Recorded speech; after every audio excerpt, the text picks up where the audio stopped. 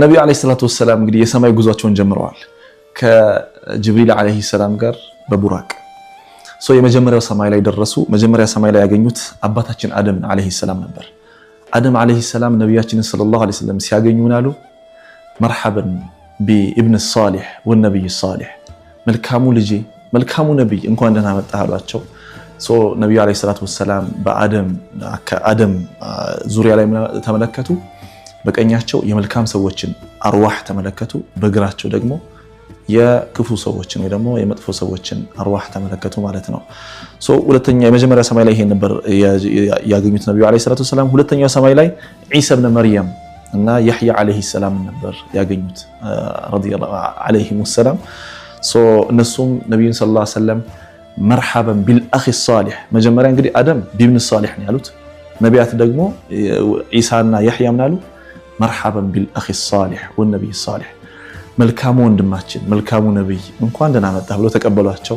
ነብዩ ሰለላሁ ዐለይሂ ወሰለም ሰላምታ እየመለሱ አለፉ ማለት ነው። ሶስተኛው ሰማይ ላይ ዩሱፍን አለይሂ ሰላም ነበር ያገኙት። እሳቸውም በተመሳሳይ ነብዩን ሰለላሁ ዐለይሂ ወሰለም እንትን ብለዋቸዋል፣ ዌልካም እንኳን ደህና መጣህ መልካሙ ነብይ መልካሙ ወንድም ብለዋቸዋል። እዚህ ጋር ነብዩ አለይሂ ሰላቱ ወሰላም ምን አሉ? ዩሱፍ አለይሂ ሰላም የውበትን በቃ ሸጥር الحسن የቁንጅናን ግማሽን ተሰጠው ብለዋል ነብዩ አለይሂ ሰላቱ ወሰላም። አራተኛው ላይ ኢድሪስን አለይሂ ሰላም ነበር ያገኟቸው። እሳቸውም ዌልካም ብለዋቸዋል። ኢድሪስ እንግዲህ እንደሚታወቀው ሄኖክ ይባላሉ በመጽሐፍ ቅዱስ ቋንቋ። ሰማይ ላይ ከፍ የተደረጉ ናቸው። ወረፈዕናሁ መካነን ዐሊየ፣ ከፍ ያለ ወደ ሰማይ ላይ ተወስደዋል ማለት ነው። ሄኖክ ወይ ደግሞ ኢድሪስ አለይሂ ሰላም እሳቸውን አግኝተዋል።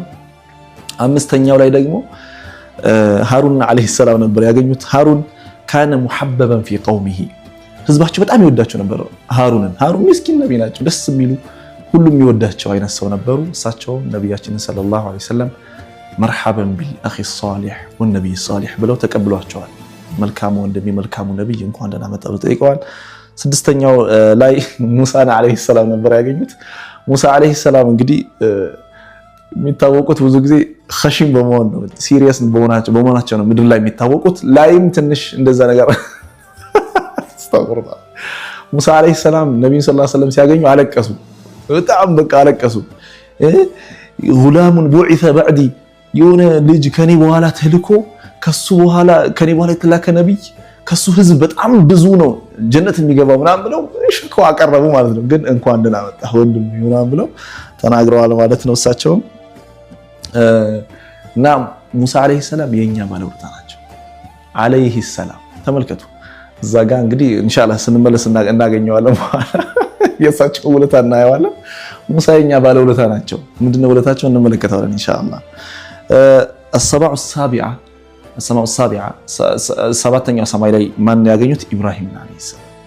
وما أدراكم عن ኢብራሂም አለይሂ ሰላም በይተል ማዕሙር ይባላል። ልክ እንደ ካዕባ ተመልከቱ። አላህ Subhanahu Wa Ta'ala ምድር ላይ ካዕባን የገነቡት ኢብራሂም ናቸው። ሰባተኛው ሰማይ ላይም ደግሞ በይተል ማዕሙር አለ። እዛ ጋር እሱን ተደግፈው ነው ያገኟቸው ነብያችን አለይሂ ሰላቱ ወሰላም አብል አንቢያ፣ የነቢያት አባት የሚባሉትም ማለት ነውና ምን አሉ? መርሐበን ቢልኢብን ሷሊህ ወነብይ ሷሊህ፣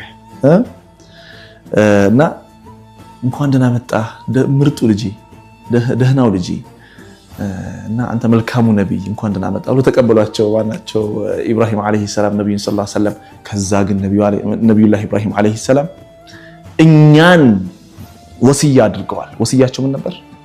አላህን በማስታወስ አላህን አውሱት፣ ጀነትን አውሱ።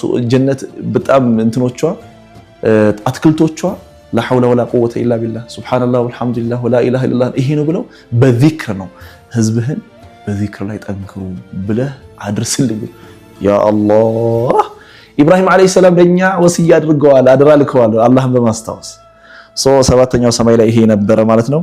بعد السماء السابعة ከሰባተኛው ሰማይ በኋላ ያለው ኢንሻአላህ እንቀጥላለን። ሰላም አለይኩም።